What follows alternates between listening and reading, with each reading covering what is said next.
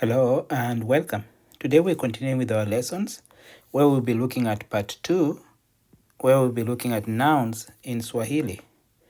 Last time we looked at part 1, which dealt with introduction and Swahili alphabet. So this is part of a series that's called Swahili Lessons for English Speakers. And the other parts that we'll be looking at in the future include part 3, Pronouns in Swahili, part 4, Verbs in Swahili, part 5, Tenses in Swahili, part 6, Days of the Week, part 7, Counting in Swahili, part 8, Greetings in Swahili, part 9, Construction of simple Swahili statements and sentences, and then the last part in this series will be part 10, which is conversions between English and Swahili statements. Welcome. As I mentioned, today we'll be looking at part 2, which focuses on nouns in Swahili. And nouns are names of things and people and places. So if it's singular in Swahili, we say jina, that's noun. And then if it's many, we say majina, nouns. So the ji turns to ma in plural, and we'll look at some of the rules. So the first rule, if the noun starts with m, then the plural changes to wa, wa. And this is mostly used for nouns that are related to people and their occupations. So for example, mtu, that means a person. And then the plural, the will change to wa. So it becomes watu. That's people, watu. Mwalimu, that's a teacher, changes to walimu. Walimu, that's teachers. Mwanamme. Some people use you here, they add you, mwanaume. And that's because there's that word ume, which means male. So it comes from that root word. So mwanamme or mwanaume, that's a man, it becomes wanaume, that's men. Mwanamke comes from the root word uke, which means female. So mwanamke, a woman or a female person, and then turns to wanawake, women. Mtoto, that also you can use mwana. Mtoto or mwana, that could be a child or a baby or children or babies. But if it's only one, a child or a baby, mtoto or mwana, then that turns to watoto, that's children or babies, watoto. Mwanafunzi, that's a student. Wanafunzi, those are students. And that comes from the root word funza, which means teach. And then let's quickly review some of the root words. Ume means male. Uke, female. Ukweli, truth. Ovu, evil or bad. Zuri, good. Upendo, love. Raha, joy. Furaha, happiness. Let's continue. Number 3. If the singular starts with k, k, the plural will start with v. V. So really what you're looking at there is ki, v. So ki is singular, plural is v. So for example, kiziwi, that means a deaf person. If there are many of them, then you say viziwi. Kijana, that's a young man or a young person, even a young woman, it's gender neutral. That turns to vijana.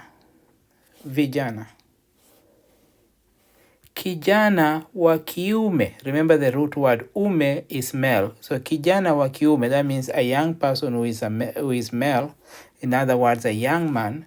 Then vijana wa kiume. Kijana wa kike, comes from uke, which means female. So kijana wa kike means a young woman or a young lady. Then vijana wa kike will be young women. Kiatu, shoes.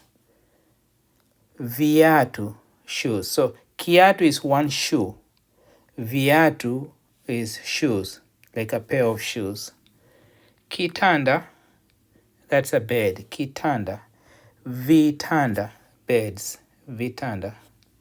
Kiti, that's a chair. Kiti. Viti, that's chairs. Viti. Now let's continue. If the singular starts with the ch, ch, the plural will start with vya, via. So, for example, chakula, that means food. And then if there are many of them, or plenty, you say vyakula. Cheti means passport or travel documents. Cheti. If there are many of them, then you say vyeti. Chungu, that's a pot. If there are many of them, you say vyungu.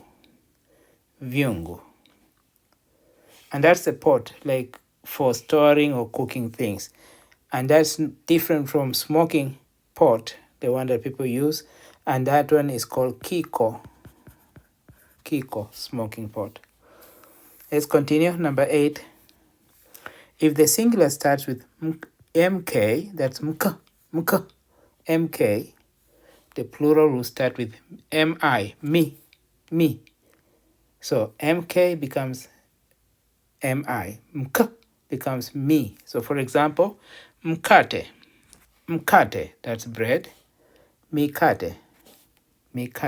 So if you have more than one loaf of bread. Mkia, that's a tail. If there are many, you say mikia. Mkoa, that could be a province or state. If there are many, you say mikoa. Mkeka, that's a mat or a carpet. If there are many, you say mikeka. Next, there are other nouns that remain the same. It remains unchanged. The same noun is used for both singular and plural. So in English, for example, sheep will still remain sheep in plural and singular. So let's look at some examples here. Nyumba, which means house, stays the same, nyumba. So one house, two houses. Nyumba moja, nyumba mbili, or nyumba mbili, yes. Maji, that's water. Maji stays the same, maji. Pahali or mahali, that means a place or a location. Pahali, mahali stays the same. Now the last part, practice. This is a practice exercise. Provide the plural of the words below. Mkono, that means a hand. Mkono.